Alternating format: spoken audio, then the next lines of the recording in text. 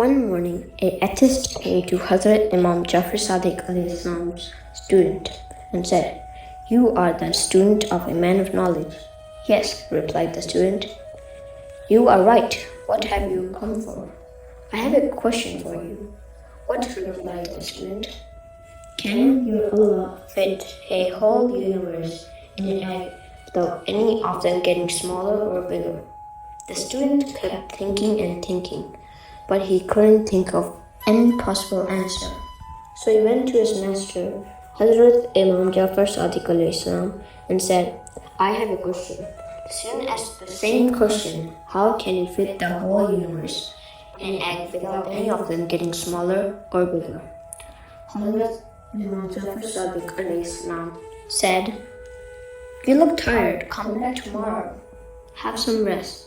The man came back tomorrow after having rest and asked the same question to Imam Jafar As Sadiq. The Imam said, "Go on a roof and look at all the scenery, all the mountains, and all the houses in front of you." So he did as his master told him and came back down. Hazrat Imam Jafar As Sadiq asked his student, "How many senses do you have?" The student replied, "5."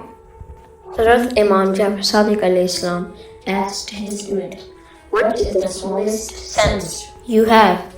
The student replied, "Of course, it's seeing." Imam Jafar As Sadiq said to his student, "If Allah can fit all those houses, trees, land, and mosques in your eye without getting anything small, how can He not fit the whole universe in an egg?" The student said, "You are right, my Imam." The student left right away to tell the atheist the right answer to the question. After the atheist listened to the question and how Hazrat Imam Jafar As Sadiq answered it, he became a Muslim right away.